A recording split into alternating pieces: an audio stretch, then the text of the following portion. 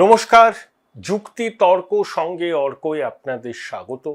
আপনাদের সঙ্গে আমি অর্কপ্রভ সরকার। 9 জুন সারাদিন ধরে সড়ক পথে যাত্রা করে দীর্ঘ বিমান যাত্রা করে বাড়ি ফিরে খুবই ক্লান্ত হয়ে পড়েছিলাম। যাত্রার ধকল তো আছে, তারপর এই ধরনের হিউমিড ওয়েদার বা আর্দ্র ওয়েদার, তাড়াতাড়ি ঘুমিয়েও পড়ি। ভালোভাবে কোথায় কি ডেভেলপমেন্ট হলো 9 তারিখে জানা চেষ্টাও করিনি, উচিত ছিল চেষ্টা করা। কাক ভোরে ঘুম থেকে উঠে মোবাইল ঘাঁটতে ঘাঁটতে একটা হোয়াটসঅ্যাপ মেসেজের দিকে নজরে এলো। যিনি হোয়াটসঅ্যাপ মেসেজটি করেছেন তিনি আমার অত্যন্ত সুহৃদ, খুবই ঘনিষ্ঠ এবং বিজেপি ইকোসিস্টেমের একজন গুরুত্বপূর্ণ অংশ। তিনি লিখেছেন, ব্রাদার, শুভেন্দুবাবুর মন্ত্রিসভায় মন্ত্রীদের দপ্তর হলো এই রকম।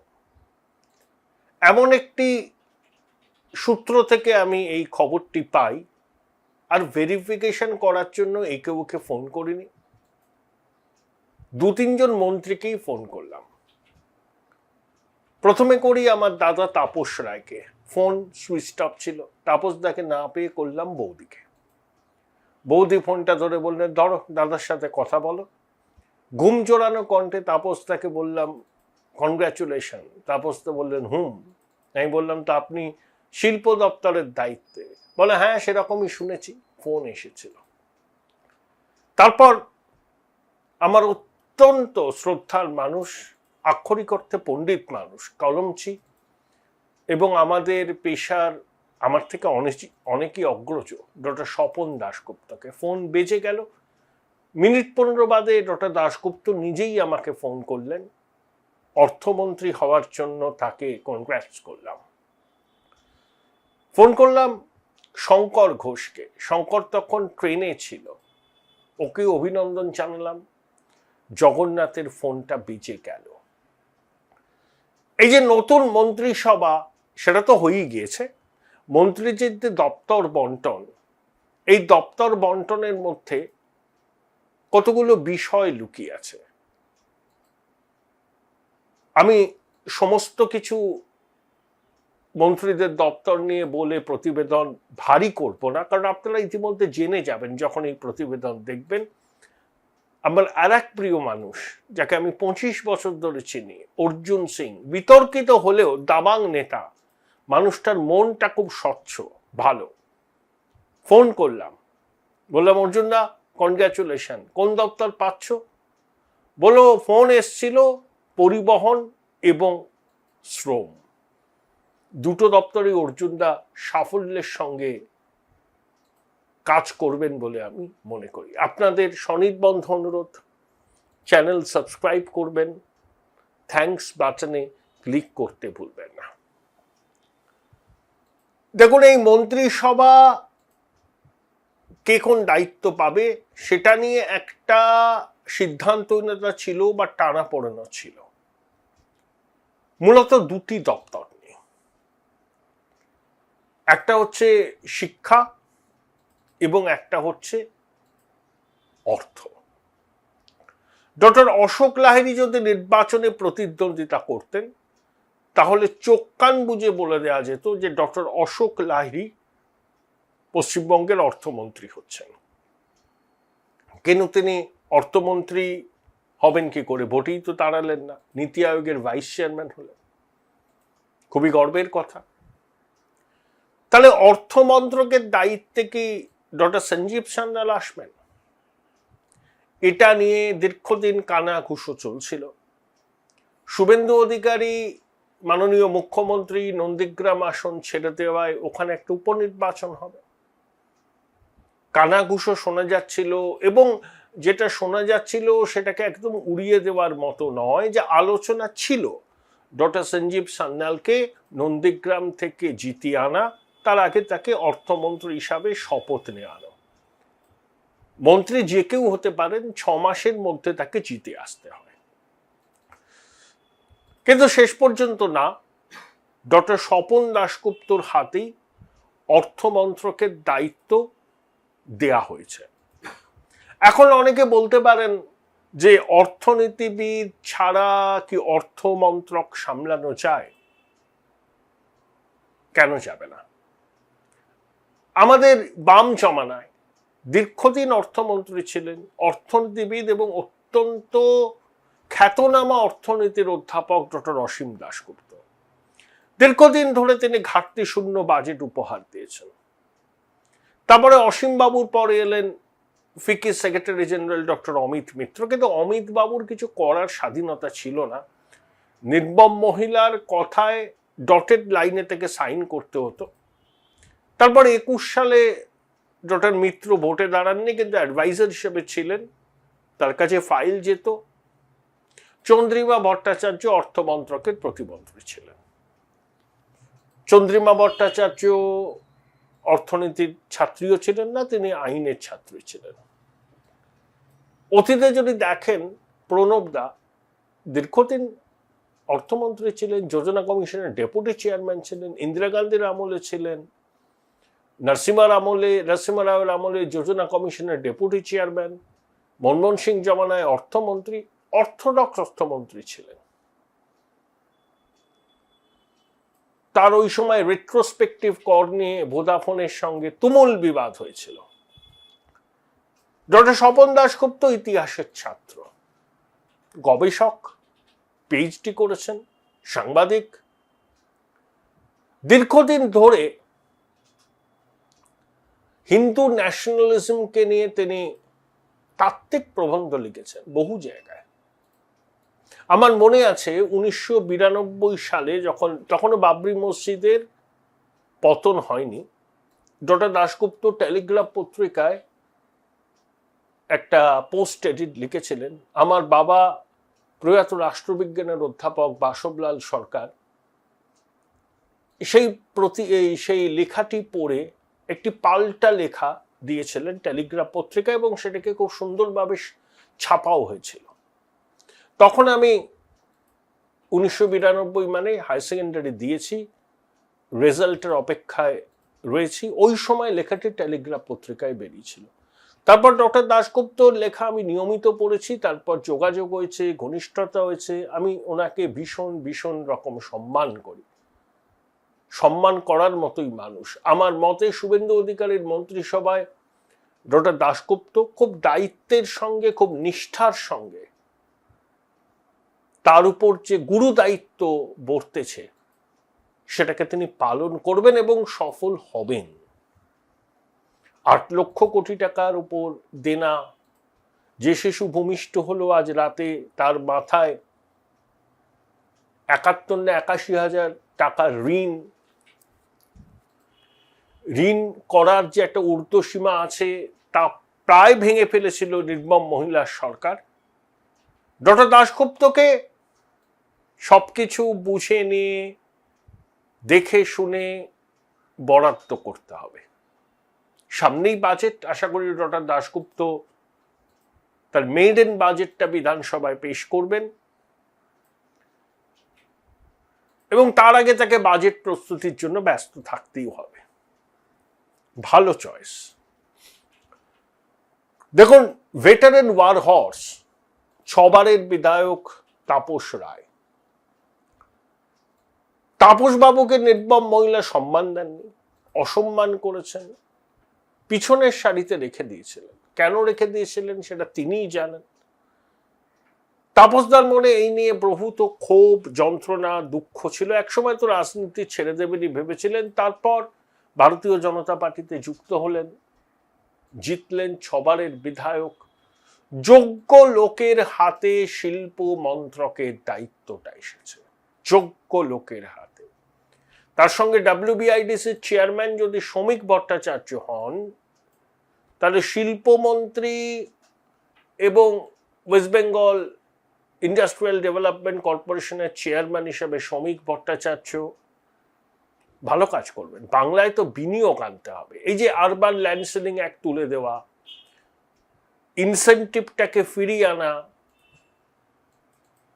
শুভেন্দুবাবু বলেছেন দাদন পাত্রবারে 1700 একর জমিতে গভীর সমুদ্র বন্দর হবে। তবে গভীর সমুদ্র বন্দর সফলভাবে করতে গেলে আরো অন্তত ৩-৪ গুণ জমির প্রয়োজন হয়। সেই জমি হয়তো রাজ্য সরকারকে অধিগ্রহণ করতে হবে।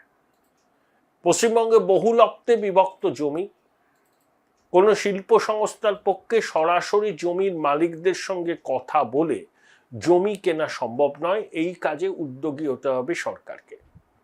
সেমিকন্ডাক্টর নীতি চালু করতে হবে, ডেটা সেন্টার পলিসি চালু করতে হবে। আপহিল টাস্ক তাপসবাবুর সামনে। বাংলার তরুণ প্রজন্ম মুখ চেয়ে আছে শিল্প মন্ত্রকের দিকে। আমি একটা কথা আমার নিজের জীবনের প্রত্যক্ষ অভিজ্ঞতা থেকে বলি। কলকাতা শহরটা বৃদ্ধাবাস, আমি যেখানে থাকি সেখানে প্রবীণ মানুষের সংখ্যা বেশি। আর আমাদের পাড়ার পুজোর সঙ্গে আমি দীর্ঘদিন ধরে যুক্ত। তা যখন পুজো আসে বা মহালয়ার আগে থেকে দেখি কাকু কাকিমা জেঠু জেঠিমাদের চোখে কোনটা চিকচিক করছে আনন্দে। কারো ছেলে মেয়ে নাতি নাতনি সব আসবে। যেই নবমীর সন্ধে হলো বা অষ্টমীর সন্ধি পুজো শেষ হলো, সবার চোখ মুখগুলো কিরকম যেন ম্লান হয়ে যায়। কারণ এই পুত্র কন্যা জামাই নাতি নাতনি আবার যে যার জায়গায় ফিরে যাবেন। সম্বৎসরের এই 10-12 দিনের এই আনন্দ, সেই আনন্দের মুহূর্তটা শেষ হচ্ছে, আবার একঘেয়ে জীবন, খারাপ লাগে। এই পরিস্থিতির পরিবর্তন করতে হবে। আমাদের ট্যালেন্টের অভাব নেই, দরকার সুস্পষ্ট শিল্পনীতি। ইন্ডাস্ট্রিকে টানতে গেলে যা যা করার সেটা করতে হবে, যা যা পরিবর্তন দরকার সেটা করতে হবে, এবং কেন্দ্রের সঙ্গে একটা সুন্দর সম্পর্ক তৈরি করা। নির্মম মহিলা তো পায়ে পা লাগিয়ে ঝগড়া করতেন, কলতলার ঝগড়া, সেই জন্য ইতিহাসের ডাস্টবিনে নিক্ষিপ্ত হয়েছে। তাপসবাবু পারবেন। কদিন আগে বিশিষ্ট কার্ডিওথোরাসিক সার্জন ডক্টর কুণাল সরকার আমাকে একটা ফোন করেছিলেন। আমি তখন কলকাতার বাইরে। তা ডক্টর সরকার বললেন যে এটা ভালো খবর আছে। আমি বললাম কি ডক্টর সরকার? তা উনি বললেন তুমি নিশ্চয়ই মোহনদাস পাইয়ের নাম শুনেছ। বললাম হ্যাঁ, কেন শুনবো না। ইনফোসিসের প্রাক্তন কর্ণধার, যদি এখন ইনফোসিস থেকে তিনি বেরিয়ে গেছেন, ভারতবর্ষের সব থেকে বড় ভেঞ্চার ক্যাপিটাল সংস্থাটি তিনি পরিচালনা করেন এবং মানিপাল গ্রুপ অফ হসপিটালস এর অংশীদারিত্ব আছে। তো ডক্টর কুণাল সরকার বললেন যে মিস্টার পাই আসছেন, উনি শুভেন্দুবাবুর সঙ্গে একটু দেখা করতে চান। তাই বললাম ঠিক আছে, আমি যেখানে জানাবার সেখানে জানিয়ে দিলাম। তারপর আবার আমি ডক্টর সরকারকে ফোন করেছিলাম, ঠিক তার পরের দিন তিনি বললেন খুব সদর্থক ভাবেই কথাবার্তা এগোচ্ছে, সময়ও পাওয়া যাবে। অর্থাৎ এই যে ইন্টারেস্টটা, মোহনদাস পাই ইন্টারেস্ট দেখাচ্ছেন। কারণ আদানি মুখ্যমন্ত্রীর সঙ্গে দেখা করে গেলেন, গভীর সমুদ্র বন্দরের কথা মুখ্যমন্ত্রী বললেন, শ্রমিকবাবু বিভিন্ন চেম্বার অফ কমার্সের সবাই গিয়ে জমি নীতির পরিবর্তনের পক্ষে সওয়াল করছেন, ল্যান্ড সিলিং উঠিয়ে দেওয়ার কথা বলছেন। 100 দিনের পর একটা নতুন শিল্পনীতি পশ্চিমবঙ্গ সরকার সামনে আনবে, খুবই উৎসাহব্যঞ্জক। আসলে একটা টানাপোড়েন চলছিল মন্ত্রীদের দপ্তর বন্টন নিয়ে। যেটা কি আরএসএস শিক্ষা মন্ত্রকে তাদের মনোনীত একজনকে দায়িত্ব দিতে চান। জগন্নাথ এক্ষেত্রে বেস্ট চয়েস। জগন্নাথ খুব ভালো সাংবাদিক, একসময় আমার সহকর্মী, ও দীর্ঘদিন পারিবারিক সূত্রে সঙ্গ ঘনিষ্ঠ। তাই জগন্নাথ শিক্ষা মন্ত্রকের দায়িত্বে আসায় ভালোই হবে। কারণ ব্যর্থ বসু আর দুগ্গি পার্থ 15 বছর ধরে শিক্ষাটাকে লাটে তুলেছেন। তো আগে ময়লা জঞ্জাল সাফ করতেই জগন্নাথের সময় লেগে যাবে 6 থেকে 7 মাস, ময়লা সাফ করতে। তারপরে আস্তে আস্তে ও করবে। ফালাকাটার বিনয় বর্মন, এটা খুব ভালো হয়েছে, স্কুল শিক্ষাটাকে আলাদা করে দেওয়া। উত্তরবঙ্গ থেকে গুরুত্বপূর্ণ দায়িত্বে পাচ্ছেন সবাই। ডক্টর শারদদাস মুখোপাধ্যায় অঙ্কোলজিস্ট, তিনি স্বাস্থ্যমন্ত্রী হচ্ছেন এবং সম্ভবত ইন্দ্রনীল খান আয়ুষের দায়িত্ব পাচ্ছেন। কুলটে থেকে নির্বাচিত দুবারের বিধায়ক ডক্টর অজয় পোদ্দার পূর্ত মন্ত্রকের দায়িত্ব পাবেন আশা করি। দেখুন, শঙ্কর ঘোষ পর্যটন মন্ত্রী হয়েছেন। শঙ্কর ঘোষের অনুগামীদের একটু মন খারাপ, তারা চেয়েছিলেন যে শঙ্কর আরো একটু কি বলবো আর কি হাইলাইটেড হয় এমন দপ্তরে আসুক। আমি তাদের একজনকে বললাম যে ট্যুরিজম হচ্ছে এমপ্লয়মেন্ট জেনারেট করার একটা ক্ষেত্র, এবং শঙ্করের মতো শান্ত, ভদ্র, সৎ এবং উচ্চশিক্ষিত মানুষ ও নিষ্ঠার সঙ্গে কাজ করবে, এবং পর্যটন ক্ষেত্রের যে বিপুল পোটেনশিয়াল এখনো অবধি আমরা সেটাকে আনলক করিনি, ও সেটাকে আনলক করবে, এক্সপ্লোর করবে। কর্মসংস্থান তো পর্যটনে হবে। তাই শঙ্কর ঘোষের অনুগামীদের মন খারাপ করার কোনো কারণ নেই। পর্যটন অত্যন্ত গুরুত্বপূর্ণ একটি দপ্তর এবং সরাসরি রাজ্যের উন্নয়ন এবং কর্মসংস্থানের সঙ্গে যুক্ত। তাহলে মন্ত্রিসভা গঠন হতে সময় লেগেছে, দপ্তর বন্টন হতেও সময় লেগেছে। এর পিছনে ছিল কিছুটা সিদ্ধান্তহীনতা, কিছুটা টানাপোড়েন, বিশেষ করে শিক্ষাকে নিয়ে, অর্থমন্ত্রককে নিয়ে। যাক, শেষ পর্যন্ত সেই অচল অবস্থা কেটেছে। দেখুন, 9 জুন নির্মম মহিলার বাড়িতে এবং ক্যামাক স্ট্রিটে ফেরেববাজের অফিসে সিআইডির দল গিয়েছিল। অনেকে বলছেন নির্মম মহিলা যখন দিল্লিতে, আসলে এটা প্রতিহিংসার রাজনীতি। হাসি পায়।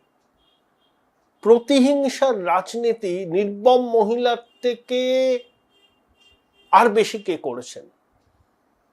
কটা উদাহরণ দেব বলুন? একটা উদাহরণ দেব না, আপনাদের সামনে সমস্ত উদাহরণ আছে। আমার সুধী দর্শকরা জানেন নির্মম মহিলার প্রতিহিংসার রাজনীতি কি পর্যায়ে ছিল। শুধু সামান্য একটা ঘটনা বলি, একে বলে ইতিহাসের পুনরাবৃত্তি হয়।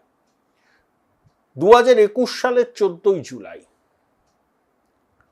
তৃতীয়বারের জন্য মুখ্যমন্ত্রী হয়েছেন মমতাদি, হেরেছেন নন্দীগ্রামে। হারের জ্বালা মেটেনি, ক্ষত শুকোয়নি।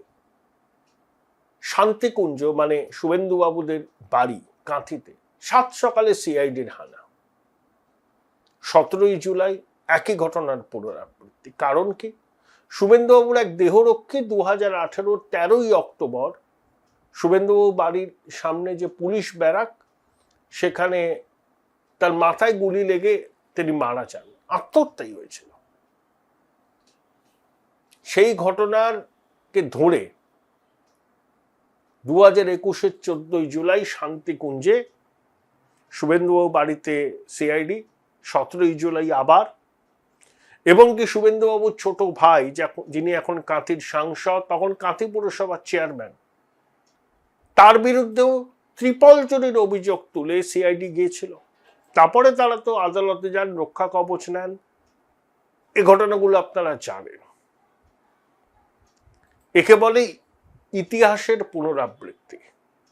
5 বছর আগে নির্মম মহিলার সিআইডি যেভাবে শান্তিকুঞ্জে হানা দিয়েছিলেন।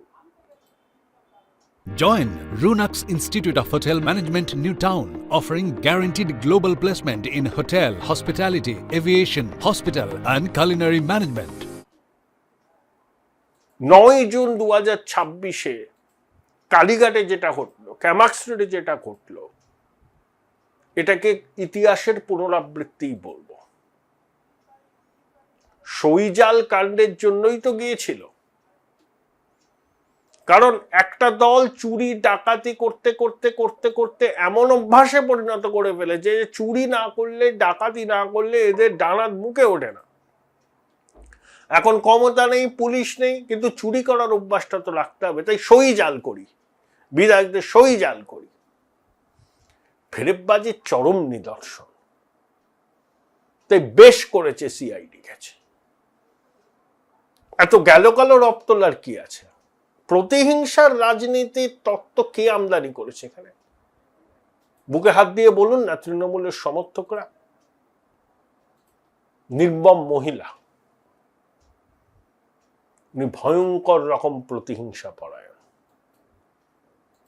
এবং খুব মিন মাইন্ডেড। ক্ষমতায় এসেই ভাইপোকে অবাধ ছাড়পত্র নে, লুটে নে 10 পুরুষের সম্পত্তি বাগিয়ে নে।